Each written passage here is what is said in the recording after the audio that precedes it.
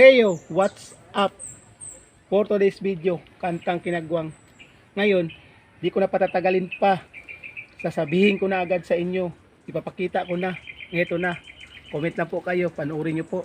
Tara, let's go. Ito na, sasabihin ko sa inyo. Ito, ang dami talaga ng bunga ng kape dito nila kay Dudong Baring.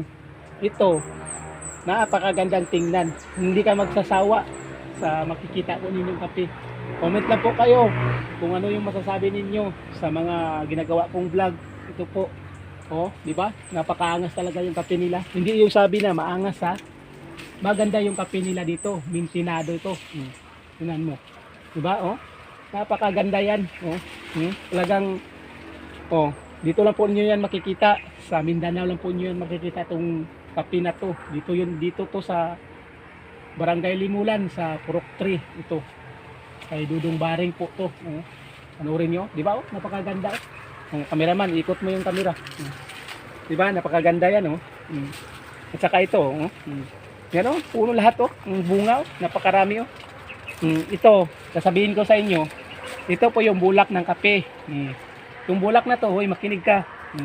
Yung bulak na to, maging bunga na to. Katulad nito. Hindi pa ako expert na papapaliwanag po sa inyo ha. Comment lang po. Sana nakikita po ninyo sa ginagawa namin dito na content na paano to na kanila yung pagproseso sa bunga nila. Napakaganda yung kape nila. Mintinado. Di ba? Ito makikita ninyo, di ba? Yan. Mula baba hanggat sa itaas. Makikita ninyo. Yan, napakaganda yung kape nila. Yan. Talagang iniminti nila. Yung ano po ninyo, mga rinig ninyo, mayroon silang mga prutas. Tunog ng ibon, mga niyog. Makikita ninyo. Ayan napakarami. Mga niyog. Lahat. Mayroon din saging. Lahat na dito. Makikita ninyo dito sa Mindanao yan.